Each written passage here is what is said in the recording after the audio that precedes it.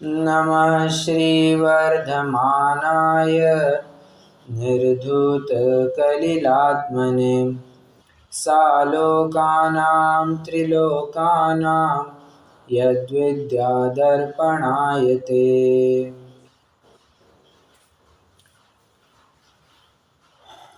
परम मांगलिक ग्रंथ श्री रत्नकण श्रावकाचार्य जी की चर्चा हम कर रहे हैं। चर्चा का विषय श्रद्धान है। श्रद्धान, सच्चा श्रद्धान। तो सच्चा श्रद्धान किस रूप हुआ करता है? तो कहते हैं सच्चे देव शास्त्र गुरु का यथार्थ श्रद्धान सो सम्यक श्रद्धान या सम्यक दर्शन कहलाएगा। ये बात हमने समझ ली हुई है। एक एक करते हुए हम देव का स्वरूप, शास्त्र का स्वरूप और अब प्रसंग आ चुका है गुरु के स्वरूप के ऊपर चर्चा करने की। तो अब बिना किसी विशेष भूमिका के हम तुरंत 10वें छंद को प्रारंभ कर देते हैं। पढ़ेंगे सभी जन 10वां श्लोक। विषयाशावशातीतो निरारंभो परिग्रह ज्ञान ध्यान तपोरक्तस्तपस्वी स प्रशस्यते। फिर से एक बार। विषयाशावशातीतो निरारंभो परिग्रह ज्ञान ध्यान तपोरक्तस्तपस्वी स प्रशस्यते। उच्चारण की तरफ अगर आपने थोड़ा ध्यान दिया होगा तो तपोरक्तस विसर्ग आया है ना, तो उसका स ऐसा इस प्रकार से उच्चारण किया जाएगा, ठीक है। और निरारंभो परिग्रह मतलब वहां पर अवग्रह चिन्ह है, तो रंभो भो के ऊपर थोड़ा विशेष जोर देना है, ठीक है। ये कुछ उच्चारण के बिंदु हो गए। इसमें एक पाठांतर मिलता है। ज्ञान ध्यान तपो रक्त की जगह पर ज्ञान ध्यान तपो रत्न, रक्त की जगह रत्न ऐसा भी शब्द मिलता है। क्या उसका क्या दोनों का फलितार्थ बनेगा, दोनों की चर्चा करेंगे, परंतु पहले सामान्य अर्थ करके लेते हैं। कहते हैं विषयाशावशातीतो, विषय और आशा से जो अतीत हो गए हैं, आरंभ और परिग्रह से रहित हो चुके हैं, तथा ज्ञान ध्यान और तप में ही जो रक्त है, रक्त है मतलब तल्लीन है, तपस्वी स प्रशस्यते, उन्हें तपस्वी मुनि कहा जाता है, उन्हें सच्चा गुरु कहा जाता है, ठीक है। ये तो सामान्य अर्थ हो गया। इसके थोड़े विशेष अर्थ में देखिए।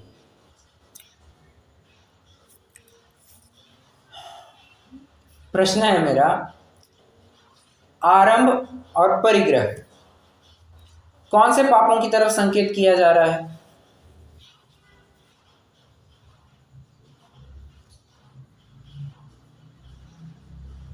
मैं उत्तर की अपेक्षा रख रहा हूं।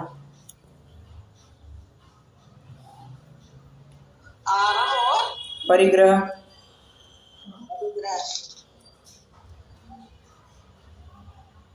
अरे बहुत आसान है, इसकी चर्चा हम कर चुके हैं। गति के हिसाब से बताना है।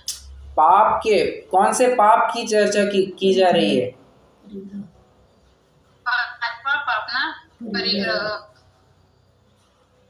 परिग्रह पार्शियली करेक्ट। परिग्रह कह करके परिग्रह नामक 5वें पाप की चर्चा की जा रही है। आरंभ कह करके हिंसा नामक पहले पाप की चर्चा की जा रही है। तो क्या ये मैं समझ सकता हूं कि बचे हुए 3 पाप उनके पाए जाते हैं? जी भैया जी, पाए जाते हैं।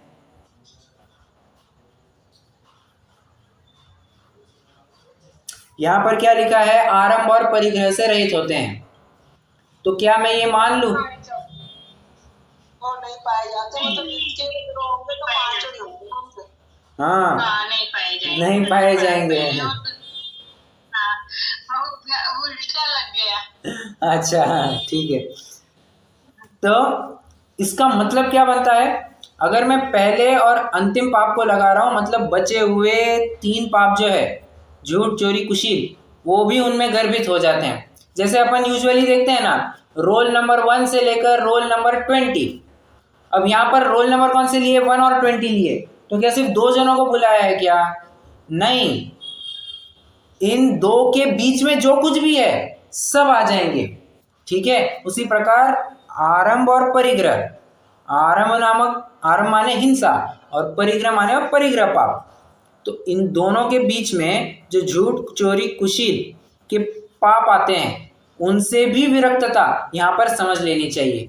इसको कौन सा न्याय कहते हैं, कोई जानता है?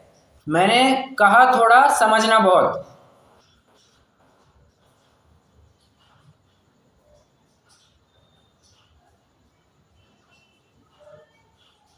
कोई जानता है? मैं इसकी चर्चा कर चुका हूं इसलिए मैं प्रश्न पूछ रहा हूं। अगर चर्चा नहीं की होती तो मैं प्रश्न नहीं पूछता।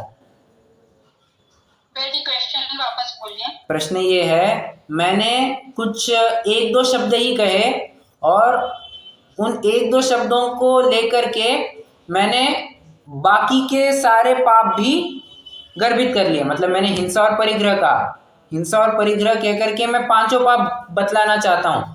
ये किस न्याय से या किस हेतु से सिद्ध किया जा सकता है?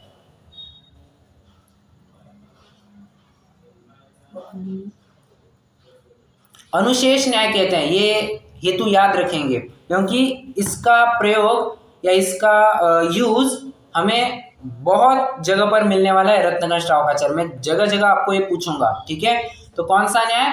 अनुशेष न्याय से। अनुशेष मतलब कहा थोड़ा, समझना बहुत। आचार्यों का उदाहरण है, पिता अपने पुत्र को कहकर के गए, इस दूध को कुत्ते से बचाना। तो कुत्ता कहा, मतलब सिर्फ कुत्ता समझना क्या? नहीं, जितने भी पशु है। नहीं साहब, वो तो बिल्ली चाट गई दूध, चलेगा क्या?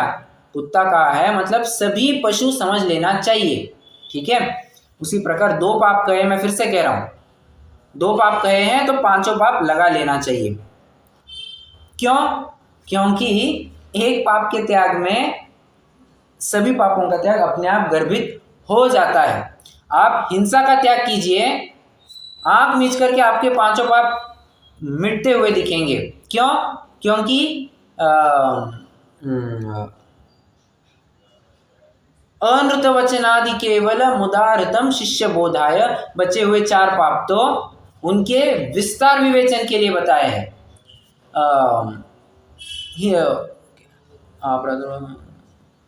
नहीं क्या है वो, एक इसका श्लोक है, क्या कहते हैं अपना पुरुषार्थ सिद्धि उपाय का एक श्लोक है कि जहां पर ये बताया, मैं वो स्टार्टिंग याद नहीं आ रहा है, कि वास्तव में हिंसा ही पाप है। बचे हुए चार पाप तो ये शिष्य की विस्तार रुचि को देख करके बताए गए हैं। ठीक है, और परिग्रह कहा तो परिग्रह, ये तो पाप का बाप बताया है। लोभ, ये पाप का बाप बताया गया है। तो जब परिग्रह का नाश हो गया तो उसके गर्भ में पलने वाले ये चार पाप ये अपने आप खत्म हो जाते हैं। एक बात ध्यान रखने लायक है, परिग्रह का खत्म होना और हिंसा का खत्म होना, ज्यादा पुरुषार्थ परिग्रह को खत्म करने में लगता है। क्यों? क्योंकि देखिए, पूरी दुनिया हिंसा को पाप मानती है, झूठ को पाप मानती है, चोरी को पाप मानती है, कुशील को पाप मानती है। मुझे आप एक जन ऐसा ढूंढ करके दिखाइए, अदर देन ज्ञानी जीवा, एक जन ऐसा ढूंढ करके दिखाइए जो परिग्रह को पाप कहता हो। आपने सुना है कभी ऐसा कि बहुत सारा मैं परिग्रह रखता हूं तो ये पाप है? लोक व्यवहार में नहीं कोई कहता है, कोई नहीं कहता है, वो पाप नहीं माना जाता है। इनफैक्ट ज्यादा संपत्ति एक स्टेटस सिंबल हो गया है। कोई ये नहीं कह सकता कि मैंने 100 मर्डर किया है, ये तो मेरा स्टेटस सिंबल है ना, ये तो हाँ कोई मानता भी नहीं है। हाँ, अज्ञानी उसकी वाह करे वो बात अलग, अपना अज्ञानियों की बात नहीं कर रहे हैं, परंतु हाँ परिग्रह में तो ये स्टेटस सिंबल बन जाता है। मेरे पास इतना पैसा, मेरे पास इतनी गाड़ी, मेरे पास इतना रुपया। ठीक है, इसीलिए मुनिराज का या सच्चे गुरु का इन पांचों पापों से रहित होना, विरक्त होना बहुत जरूरी है। एक हिंसा, एक परिग्रह, दोनों कह दिया तो बचे हुए समझ लेने चाहिए। परंतु एक प्रश्न है, हिंसा और पाप से विरक्ति कब पाई जाएगी? जब हमारे विषयों की आशा कम होगी। देखिए, आचार्य देव ने बराबर लॉजिकली ये सीक्वेंस बैठाया है। कैसे? जब तक आपकी विषय और आशाएं, या फिर आप ऐसे भी कह सकते हैं विषयों की आशाएं, कैसे भी अर्थ लगा लीजिए, कोई दिक्कत नहीं है। विषय और आशाएं अथवा विषयों की आशाएं, कुछ भी अर्थ लगा सकते हैं। जब तक ये कम नहीं होते हैं या तब तक आपका आरंभ और परिग्रह कम नहीं होगा। कैसे? मैं आपको सिद्ध करके दिखाता हूं। एकदम बहुत सिंपल एग्जांपल देता हूं आपको। क्या सबसे टाइम किस में सबसे ज़्यादा लगता है? गुलाब जामुन में। गुलाब जामुन में वैसे किसी ने एकदम शुद्ध पद्धति से गुलाब जामुन बनाया आज तक? मतलब बाहर की एक भी वस्तु बिना यूज किए?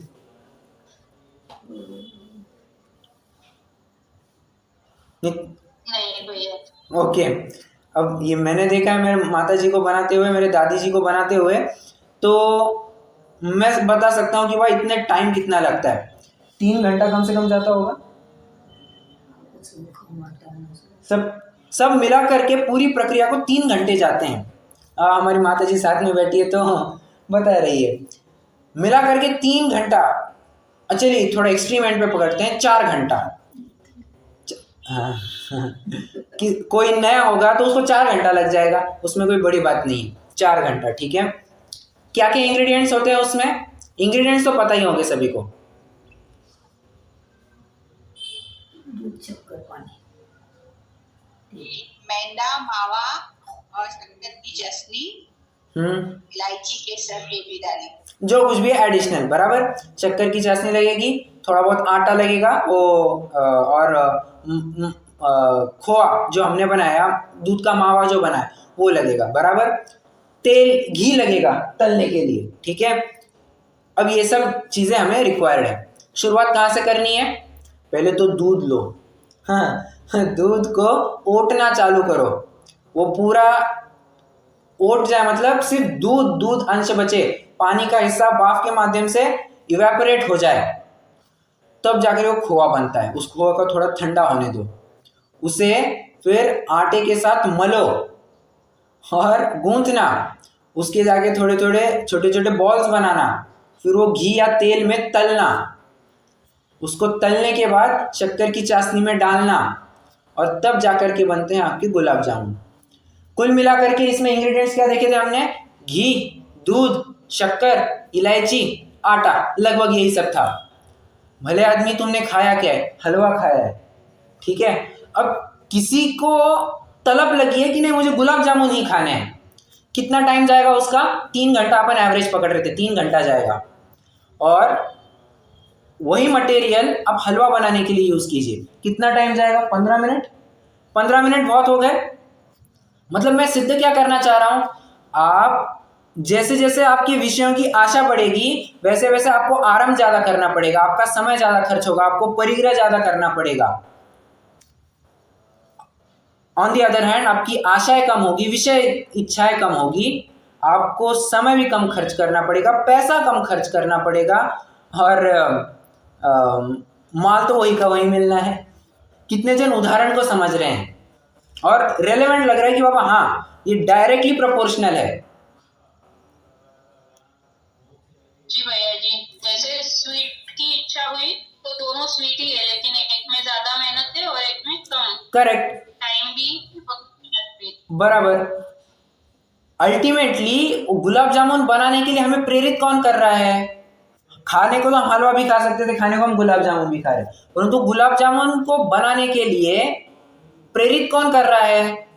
हमारी इच्छाएं, हमारे विषय हमें प्रेरित कर रहे हैं वो बनाने के लिए। और खाने के लिए कितना टाइम लगता है? आधा मिनट भी नहीं लगता है, आधा वो पेट के किस कोने में चला जाता है समझ में नहीं आता है, बराबर। बनाने को कितना टाइम, बनाने वाले की मेहनत सब विचारणीय है, बनाने वाले का समय, बनाने वाले का समय की कुछ कीमत है या नहीं है, बराबर। अब कोई बाहर से लाएगा तो उसको पैसा देना पड़ेगा, घर में जो व्यक्ति मेहनत कर रहा है उसकी तो कीमत कोई आंक नहीं सकता है, बराबर। तो उसकी मेहनत अलग से, उसका समय जा रहा है, कितनी सारी बातें हैं। कंक्लूजन क्या निकालेंगे? विषय और आशाएं आर डायरेक्टली प्रोपोर्शनल टू आरंभ एंड परिग्रह। ये आप फॉर्मूला लिख लीजिए। क्या कहा? विषय और आशय डायरेक्टली प्रोपोर्शनल। प्रोपोर्शनल का सिंबल सभी को आता होगा, एक क्या है वो, थोड़ा अल्फा का साइन वैसे कुछ होता है, प्रोपोर्शनलिटी का साइन थोड़ा अलग है, बट समझ लीजिए डायरेक्टली प्रोपोर्शनल टू विषय और सॉरी आरंभ और परिग्रह। मतलब जो जो आपकी तृष्णाएं बढ़ेगी त्यों त्यों आपका आरंभ और परिग्रह बढ़ेगा, जो जो आपकी तृष्णाएं घटेगी त्यों त्यों आपका आरंभ और परिग्रह घटेगा। ये यूनिवर्सल फैक्ट है। आप दुनिया के किसी भी कोने में जाइए, आपको ये फैक्ट सत्य उतरता हुआ दिखाई देगा। एक और उदाहरण देता हूं मैं। अभी आप खाने का उदाहरण नहीं लेंगे, अभी थोड़ा लेंगे कि मुझे 100 करोड़ रुपए कमाने हैं, ठीक है, मुझे 100 करोड़ रुपए कमाने हैं, ठीक है, कमाने हैं। ये क्या होगा, मेरी इच्छा है, मेरी तृष्णा है, पैसे के प्रति मेरी तृष्णा है। अब इससे मेरा आरंभ और परिग्रह कैसे बढ़ेगा? 100 करोड़ रुपए मुझे 2 साल में कमाना है, एग्जाम्पल ले रहा हूं, एग्जाम्पल।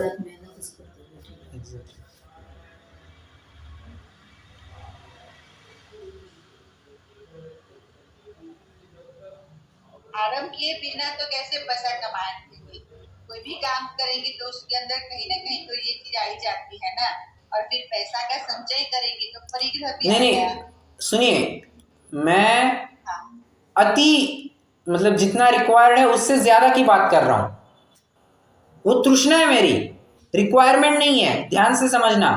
100 करोड़ मेरी तृष्णा है, मेरी रिक्वायरमेंट नहीं है। मैं घर में, हमारे घर में सिर्फ 2 जन हैं। हाँ, अब केस को समझना, हमारे घर में सिर्फ 2 जन हैं, मुझे 100 करोड़ रुपए कमाने हैं। गरज है क्या तुम्हारी? नहीं, वो तुम्हारी तृष्णा में आएगा, बराबर। अब तृष्णा है, उस तृष्णा की पूर्ति के लिए वो क्या क्या करेगा? अरे क्या क्या नहीं करेगा? सवाल तो ये पूछना चाहिए। ना दिन देखेगा, ना रात देखेगा, ना आलू देखेगा, ना भालू देखेगा, ना भक्ष्य देखेगा, ना अभक्ष्य देखेगा, ना छना जल देखेगा, ना अनछना जल देखेगा, कुछ नहीं देखेगा। दिन रात पैसे कमाने के पीछे लगेगा, अपने एथिक्स वैल्यूज को पूरा दांव पर लगा करके, और परिग्रह वो इकट्ठा कर ही रहा है। सीधी सी बात है, जितनी उसकी रिक्वायरमेंट थी, मान के चलिए उसको 1 करोड़ रुपए रिक्वायर्ड थे, एग्जाम्पल ले रहे हैं, तो 1 करोड़ रुपए कमाने के लिए जितनी मेहनत लगती थी और 100 करोड़ रुपए कमाने के लिए उसको जितनी मेहनत करनी पड़ रही है, अब स्वयं विचार कीजिए, ज्यादा थकान कहां पर होगी, ज्यादा आराम कहां पर करना पड़ेगा, ज्यादा पैसा खर्च कहां पर करना पड़ेगा, ज्यादा समय कहां पर जाया होगा। सब फैक्टर्स विचारणीय है। डेफिनेटली जहां पर तृष्णा अधिक है वहां पर आराम और परिग्रह बढ़ा हुआ ही मिलेगा, आपको बढ़ा हुआ ही मिलेगा। एक फाइनल एग्जांपल लेता हूं और बस आगे बढ़ूंगा। और एकदम सरल एग्जांपल, ये शायद कठिन गया होगा, परंतु एक सरल एग्जांपल देता हूं। एक कुर्ता है या एक साड़ी है, ये दोनों कुर्ते सेम टू सेम है, व्हाइट कुर्ते हैं। सेकंड कुर्ते पर सिर्फ फर्क इतना है कि उस पर थोड़ी सी ना, ये क्या कहते हैं, स्लीव्स है ना, स्लीव्स के ऊपर थोड़ी सी एम्ब्रॉयडरी की हुई है, ठीक है, स्लीव्स के ऊपर थोड़ी एम्ब्रॉयडरी की हुई है, इसलिए उसकी कीमत 1500 रुपया। और जो ओरिजिनल कुर्ता, पहला कुर्ता है, उसकी कीमत 1000 रुपया। एग्जाम्पल दे रहा हूं। क्या फर्क है? हाँ, प्रयोजन क्या है दोनों का? शरीर को ढकना। अच्छा, साड़ी भी मिली, साड़ी कैसे मिली? एकदम झैक पैक डिजाइन वाली, मतलब न जाने 100 जगह पे उसके शीशे लगे हैं, उस पर बिंदिया लगी है, न जाने कितनी बॉर्डर एम्ब्रॉयडरी डिजाइन सब की है। ऑन द अदर हैंड एकदम सिंपल साड़ी थी, केसरिया रंग की एकदम सिंपल साड़ी थी, जो दिखने में एकदम सोबर थी। ऑन द अदर हैंड एकदम लाल तड़क भड़क रंग की देखी, हाँ, उसमें डिजाइन वगैरह सब लगाए, सब फूल वूल चिपकाए हैं। प्रयोजन क्या है दोनों का? शरीर को ढकना, शील की रक्षा करना। शील की रक्षा भले आदमी तुम्हारी वो 2000 रुपए की साड़ी में भी हो रही थी, तुमने फालतू में उसके लिए 4000 रुपए खर्च क्यों किए? तुम्हारा काम तो 1000 रुपए के कुर्ते में हो रहा था, 1500 रुपए खाई के लिए खर्च किए। जहां जहां आशय विषय तृष्णा बढ़ी, वहां वहां आरंभ परिग्रह बढ़ा। वो एम्ब्रॉयडरी बनाने के लिए डेफिनेटली थोड़ा ज्यादा कपड़ा लगा होगा, या फिर थोड़ा ज्यादा धागा लगा होगा, कुछ अलग रंग यूज करना पड़ा होगा। हो गया ना, आपका आराम बढ़ा, आपका परिग्रह बढ़ गया। कितने जन समझ रहे हैं मैं किस सिद्धांत को घटित करना चाह रहा हूं?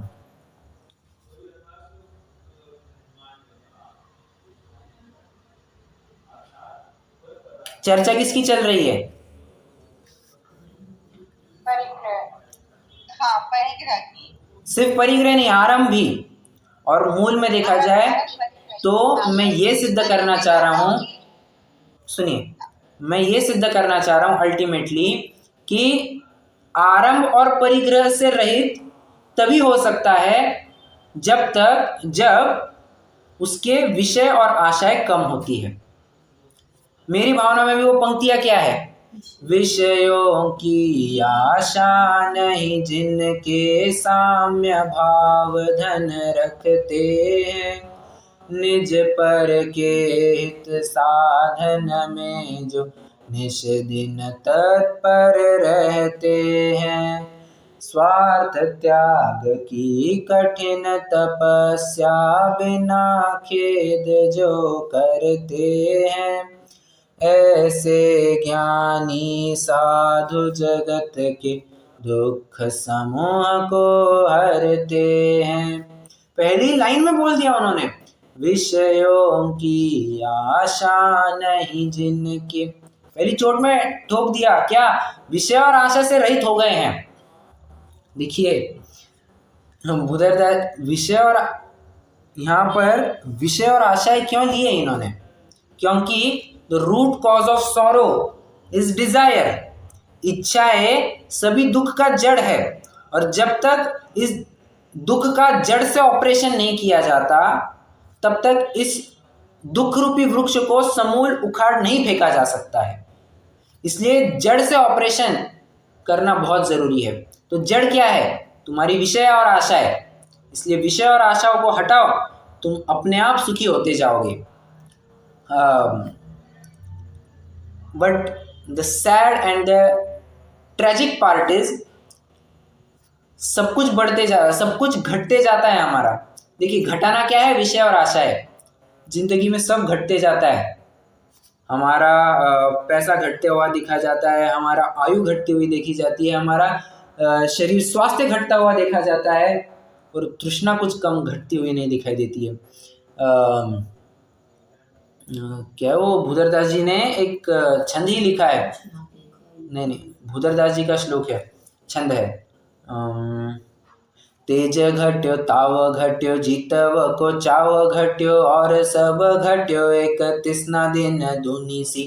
मेरी जिंदगी में तेज घट गया, ताव घट गया, और जीने की, अरे हाँ, जीने का वो क्या कहते हैं, क्या कहते हैं, जीतव को चाव, जीने की इच्छा जो होती है ना वो भी घट गई, परंतु उन विषयों के प्रति जो इच्छा थी वो तो कुछ घटी नहीं, बल्कि दिन दुगनी रात चौगुनी वो तो पनपती रही, बढ़ती रही। बराबर।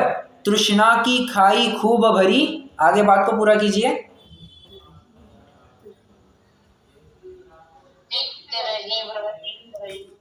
पूजन में हम बोल तो लेते हैं, परंतु एप्लीकेशन करने में सच में बहुत बहुत दिक्कत होती है, बहुत दिक्कत होती है।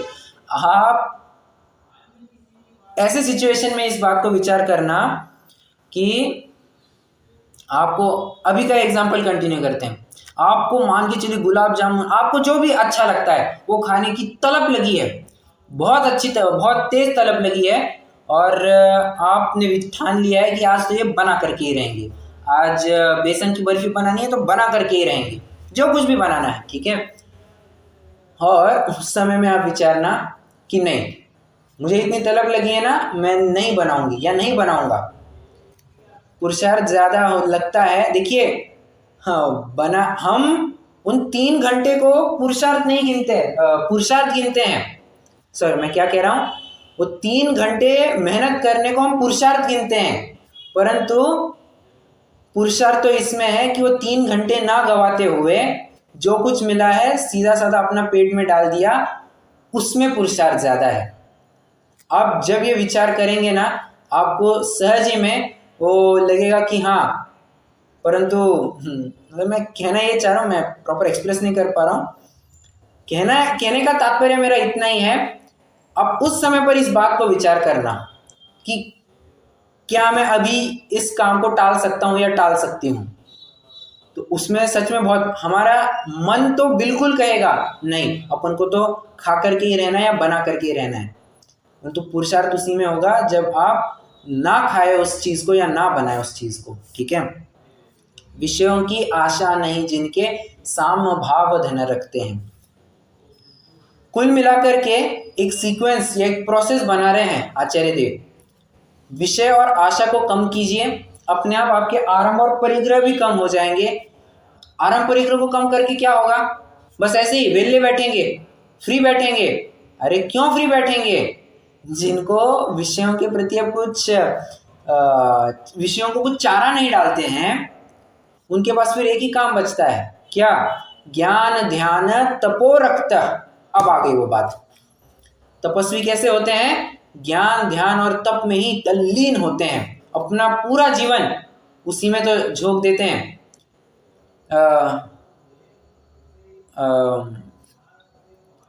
जयमाला की भी एक पंक्ति है ना, ज्ञानी ध्यानी समरस सानी द्वादश विधि तपनित करते जो। गुरुओं का कैसे स्वरूप कहा है? ज्ञानी ध्यानी समरस सानी। समरस मतलब समता रस। तो जो समता रस से युक्त होते हैं, समता रस का पान किया करते हैं, वे सच्चे तपस्वी है। जिनके लिए शत्रु और मित्र दोनों बराबर है। देखिए कहने में बहुत सिंपल है ये बात। मैं आपको हर बार ये पॉइंट कहते हुए मिलेगा कि कहने में बहुत सिंपल है परंतु अप्लाई करना बहुत टफ है। ये आप स्वयं विचार करके देखना। शत्रु और मित्र में अंतर नहीं देखना। अब यहाँ पर मित्र मतलब साथी संगाती सब ले लेना, जो अपने आप्तेष्ट है वे सब लगा लेना, और शत्रु मतलब जिनको हम नहीं चाहते हैं वे सब लगा लेना। तो शत्रु और मित्र दोनों में संभाव कैसे होगा साहब? सांस हमें नहीं चाहिए। सांस मतलब श्वासोश्वास नहीं, सांस बहु वाली सांस। ठीक है, हमें सांस नहीं चाहिए, वो हमें शत्रु लगती है। और माँ या जो हमारे पीहर पक्ष वाले वो हमें ये लगते हैं, क्या कहना चाहिए, मित्र लगते हैं। ये उदाहरण दे रहा हूँ, सर्वथा नहीं ले लेना, वरना कह रहे सास बहू का झगड़ा चालू करवा दिया यहीं पे पंडित जी ने। तो सास कुछ भी कहे तो उसमें संभाव, और माँ कुछ भी कहे तो भी उसमें संभाव। सास तारीफ करे उसमें भी संभाव, और माँ डांटे, माँ निंदा करे उसमें भी संभाव। और उल्टा भी लगा लेना, सास डांटे, सब कब नहीं डांटती है सास डांटे तो उसमें भी संभाव, और माँ तारीफ करे तो उसमें भी संभाव। ये जब तक कंसेप्ट इम्प्लीमेंट नहीं होता है ना, तब तक हम इसका भावार्थ नहीं समझ पाएंगे। क्या मतलब क्या होता है कि शत्रु और मित्र में अंतर नहीं करना। और समसत्तु बंधु वग्गो समसुह दुखम पसंसनिंद समो समलोठ कंचनो पुनः जीवित मरणे समो समनो। अरे लास्ट अंतिम पद तो उन्होंने जबरदस्त यूज किया है, जीवन मरण में संभाव। मैं जन्म लूं या मर जाऊं उसमें संभव। प्रश्न है मेरा, आपको अब भी हाल बता दिया जाए कि अगले घंटे में आपका मरण होने वाला है, क्या रिएक्शन होगा आपका? मैं आपसे उत्तर चाह रहा हूं। आपको कोई कह दे और भगवान आकर के कहे, मान के चलिए भगवान आकर के आपको कहे कि अगले 1 घंटे में तुम्हारी मौत होने वाली है, आपके ऊपर क्या बीतेगी?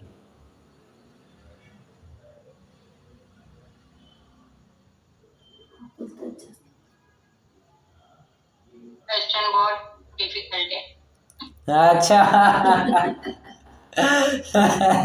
कभी विचार नहीं किया, ये सिलेबस में कभी था ही नहीं ये क्वेश्चन आउट ऑफ सिलेबस है सर, ये आपने पूछ कैसे लिया फिर भी कुछ तो विचार किया होगा कभी तो भी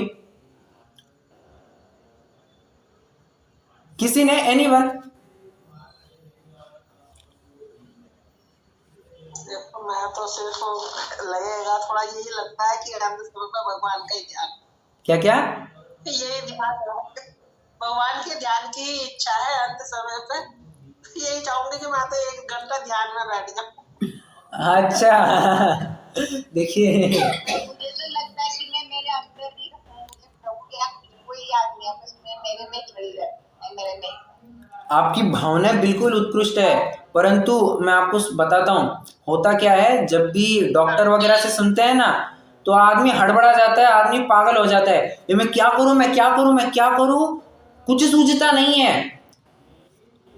जब समस्त संयोगों को एक साथ छोड़ने का प्रसंग आता है ना, तब बहुत बहुत बहुत दिक्कत होती है। अभी क्या है, हम शास्त्र स्वाध्याय कर रहे हैं, हम पर हमारे परिणाम मंद है, इसलिए हम ये सब विचार कर पा रहे हैं कि बाबा, और हमारी भावनाएं भी अच्छी बन रही है कि अंत समय तक हम भगवान का ही स्मरण करें, अपने में ही बने रहे, अच्छी भावना है। परंतु एक्चुअल में आपके साथ ये घटित होने लग जाए ना, तब फिर बहुत हड़बड़ा जाता है। मतलब अरे ये सब कुछ छोड़ना है मुझे, अभी यहाँ से निकल जाना है, मतलब कुछ नहीं रहेगा यहाँ पर, वो विचार ही मतलब नहीं बन पाता है हमारा। और ऐसे विचार में संभाव धारण करना, क्या कहा, पूरा पूरा हिला देता है, पूरा हिला देता है, पूरा हिला देता है। बराबर है। हाँ, मतलब वो इमेजिन ही नहीं कर सकते हैं, ऐसी बातें हो जाती है वो।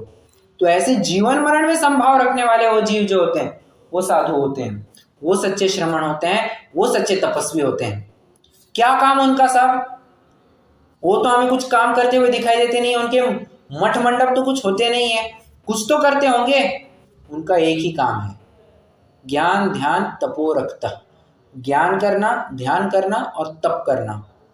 जिनका ज्ञान ध्यान और तप के ऊपर ही मास्टरी है, जब ध्यान करते हैं तब अच्छा ठीक है, जब ध्यान नहीं करते हैं तब ध्यान में क्या करना उसका ज्ञान करते हैं, और जो ज्ञान किया था ध्यान के समय में उसका विशेष अवलोकन करते हैं। सिंपल, ध्यान की ही विशेष प्रक्रिया, एक्सट्रीमली सॉरी, ज्ञान की ही विशेष प्रक्रिया ध्यान कहलाती है। आत्मा को, आत्मा के बारे में जानना ज्ञान, और आत्मा को जानते रहना वो ध्यान। आत्मा को जानना ज्ञान, आत्मा को जानते रहना सो ध्यान, ठीक है। और तप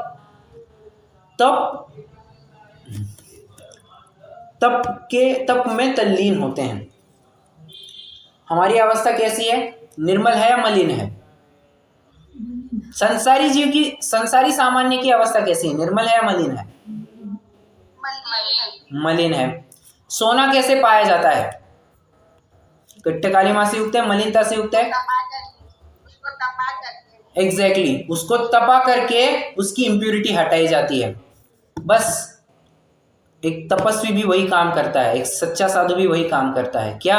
अपने अंदर जितनी भी गंदगी है, कर्ममल पड़ा हुआ है, उसको तपा करके ही इस आत्म वस्तु को शुद्ध बनाया जा सकता है। 16वें पाक के स्वर्ण की भांति शुद्ध बनाना है तो तपाना पड़ेगा।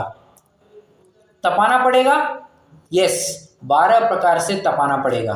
12 प्रकार से, 6 अंतरंग तप, 6 बहिरंग तप।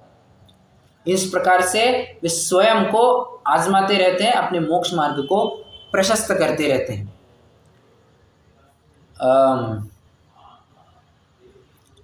एक बिंदु था मेरे ज्ञान में, अभी ओझल हो रहा है। ज्ञान ध्यान तपो रखता,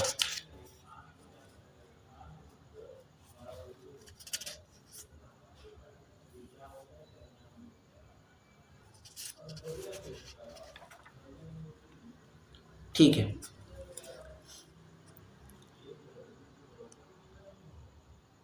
विषयाशावशाती तो कह करके कौन से प्रमुख गुण की मतलब कौन सा गुण खुल करके आ रहा है, मतलब किस गुण के बारे में चर्चा हो रही है ऐसा समझ रहा है?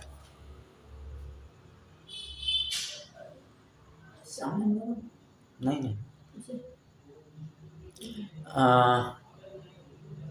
एक तो ज्ञान गुण है, चारित्र गुण है। नहीं। वैसे देखा जाए तो चारित्र ये बराबर जाएगा। और थोड़ा और अच्छे से कहना चाहूं मैं तो ये वीतरागता, अल्टीमेटली वीतरागता को दर्शाता है। विषयों की आशा को कम करना मतलब अपनी इच्छाओं को कम करना। और इच्छा ये किसके निमित्त से होती है? अपन ने 3-4 दिन पहले ही चर्चा की थी। इच्छा ये किसके निमित्त से होती है? राग क्या ज्ञातवश मोहनीय कर्म। करेक्ट, मोहनीय कर्म के निमित्त से वो इच्छा, जो कहते हैं ना मुझे इच्छा उत्पन्न हुई, तो इच्छा किसके निमित्त से? मोहनीय कर्म के निमित्त से। ओके, तो उनके मोहनीय कर्म का धीरे धीरे अभाव होते जा रहा है, ये बात भी यहाँ पर निकल करके आ रही है। ये थोड़ी अपन करणानियोग की अपेक्षा चर्चा कर रहे हैं। करणानियोग क्या कहता है, मुनि स्वरूप कैसे कहेगा? चरणानियोग ने तो बता दिया कि ज्ञान ध्यान तपो रक्त। करणानियोग कैसे मुनिपना डिस्क्राइब करेगा?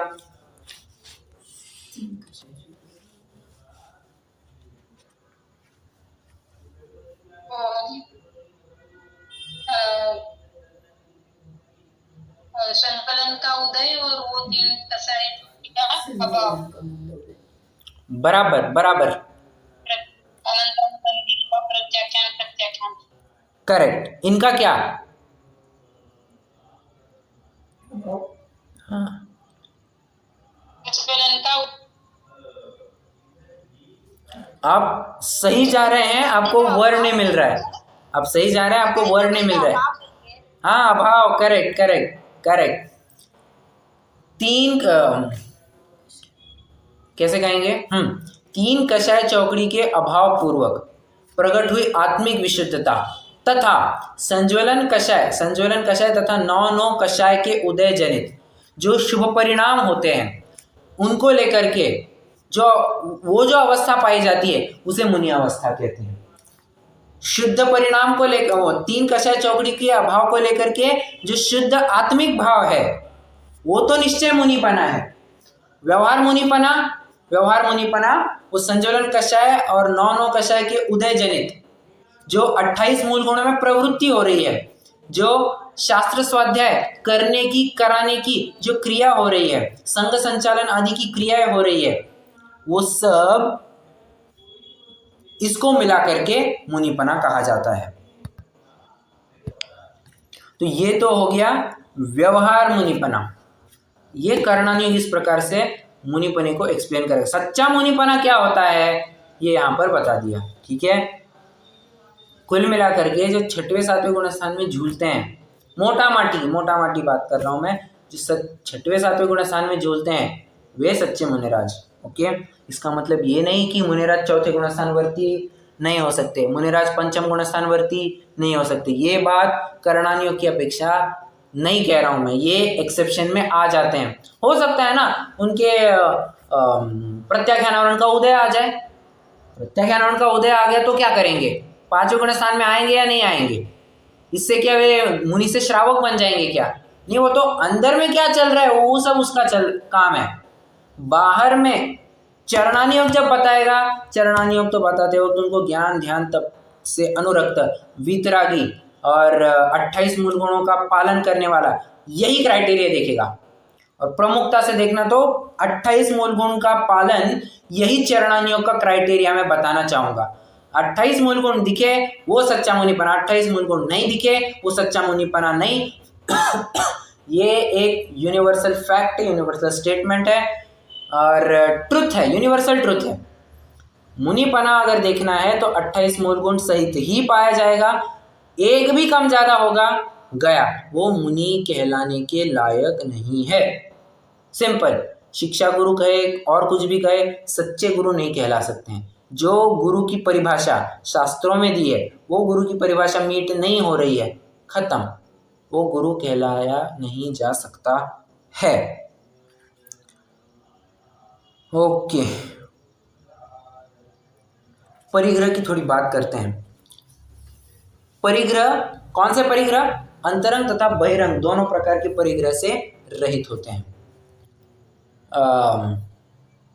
कुल मिलाकर के एक चारित्र, जैसा आप कह रहे थे ना अभी कोमल जी, चारित्र गुण की बात चल रही है, तो सच्चे चारित्रवंत की क्या क्वालिटीज होती है, क्या एट्रीब्यूट्स होते हैं, क्या गुणधर्म होते हैं, वो सब यहाँ पर मेंशन किए जा रहे हैं। और इसी के आधार रूप अगर आपको एक गाथा देखनी है तो द्रव्य संग्रह में गाथा भी उद्धृत की हुई है। कौन सी?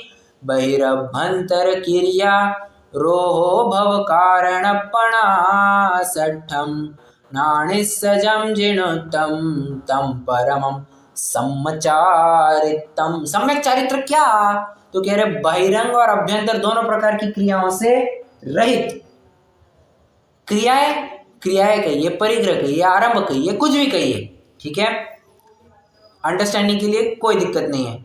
तो बहिरंग और अभ्यंतर दोनों प्रकार की क्रियाएं, दोनों प्रकार के परिग्रहों से रहित जो जीव होता है और अपने एकमात्र क्या कहना चाहिए, आत्म ध्यान में ही तल्लीन होते हैं, वो सच्चा सम्यक चारित्रपण है। आत्मा क्या है, आप रूप में लीन रहे थे सम्यक चारित सोई। छेड़ाला में भी बात आई, यहाँ पर भी वही बात कह रहे हैं, अपने में बने रहना वही सम्यक चारित्र है। और सच्चे चारित्रवंत के ये गुण बराबर हमें मैच होते हुए दिखाई दे रहे हैं। तो सच्चा मुनिपना इसी प्रकार से पाया जा सकता है, अन्य प्रकार से नहीं। ओके, हाँ,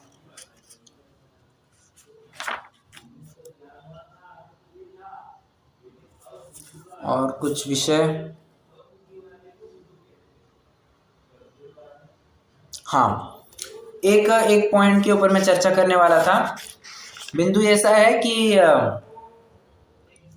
ज्ञान ध्यान तपो रक्त, इसकी तो चर्चा कर चुके अपन।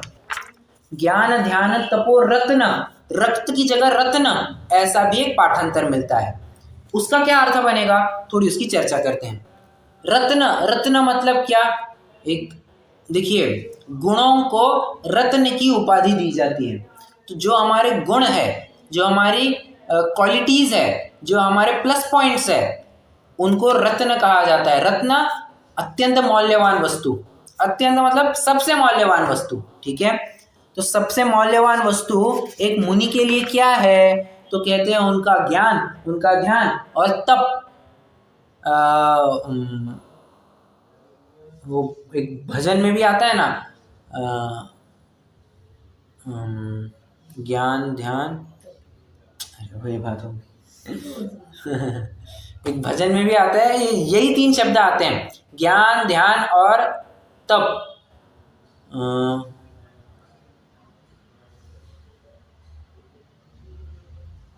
ठीक है, कहने का तात्पर्य मेरा इतना ही है कि ये गुण, इन गुणों से जो युक्त होते हैं वे मुनिराज होते हैं।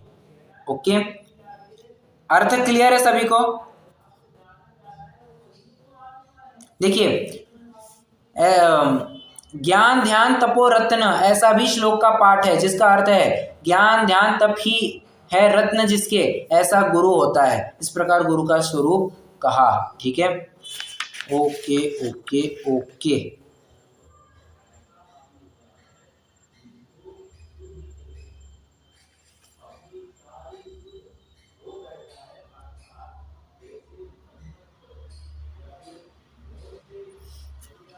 यहाँ पर एक और अच्छी बात कही है, जो विषयों अच्छी बात इन सेंस समराइज ही किया है, जो विषयों की आशा के वशीभूत नहीं हो ऐसा गुरु ही आराधन वंदन योग्य है।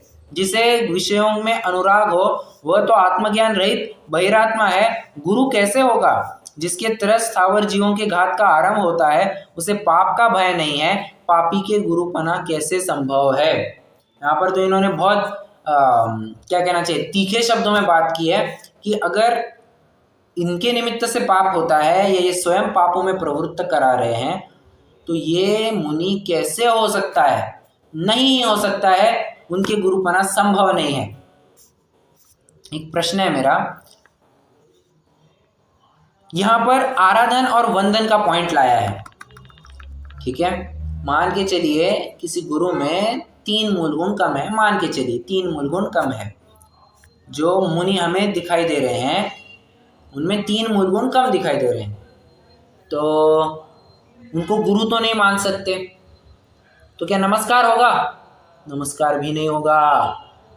क्या कहा? नमस्कार, ये मैं नहीं कह रहा हूँ और पंडित जी साहब कह रहे हैं, और पंडित जी साहब भी कहाँ देख करके कह रहे हैं, पंडित जी साहब भी बराबर जो जिनवाणी में लिखी हुई बात है, जो आर्ष परंपरा से बात आई है, उसी को तो वे उजागर कर रहे हैं, वे अन्य अपनी तरफ से क्या लिख रहे हैं, बराबर। वंदन योग्य, प्रशस्यते मतलब क्या, प्रशंसनीय है, वंदनीय है, वंदन योग्य कौन होता है? देव, शास्त्र, गुरु। देव का स्वरूप समझ चुके, शास्त्र का स्वरूप समझ चुके। गुरु मतलब कौन? 28 मूल गुणों का पालन अगर दिखे तो ही सच्चा गुरुपना, नहीं तो उसके गुरुपना नहीं। ठीक है, चरणानुयोग क्लियर कट शब्दों में बात करता है। एक दो भी मूल गुण कम हो, हाँ नहीं चलेगा, नहीं चलेगा। किसी व्यक्ति के एक उंगली कट गई है, उंगली, हाँ एक उंगली कट गई है, एक हाथ कट गया है। प्रश्न है मेरा, क्या वो सुंदर कहलाएगा या विकलांग कहलाएगा? उंगली ही कटी है, मान के चलिए उंगली ही कट गई है।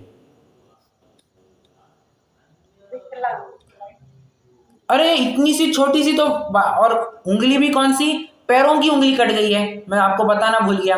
पैरों की एकदम वो तर्जनी होती है ना, वो कट गई है, फिर भी वो विकलांग कहलाएगा या नहीं कहलाएगा? बिल्कुल कहलाएगा।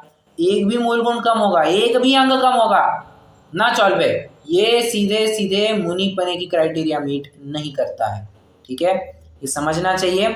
और 28 मूल गुण दिखे तो ही नमस्कार होगा, अन्यथा नमस्कार नहीं होगा। तो उनके साथ व्यवहार कैसे करें साहब? सामान्य जनों जैसा।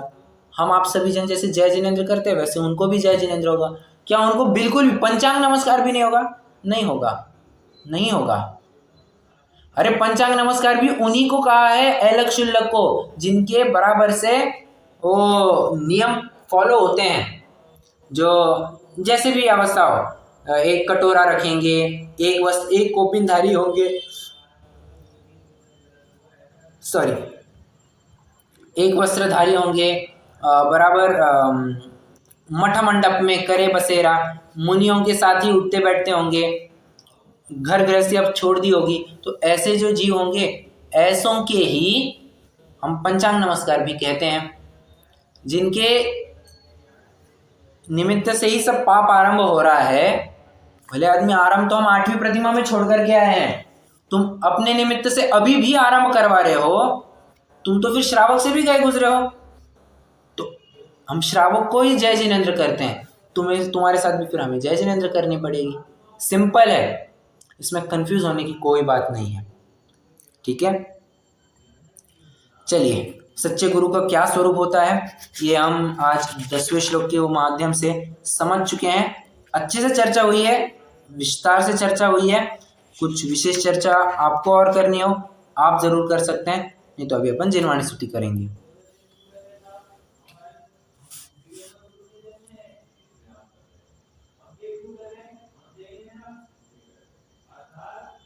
नहीं है, चलिए रुकते हैं, अपन जिनवाणी स्तुति करेंगे।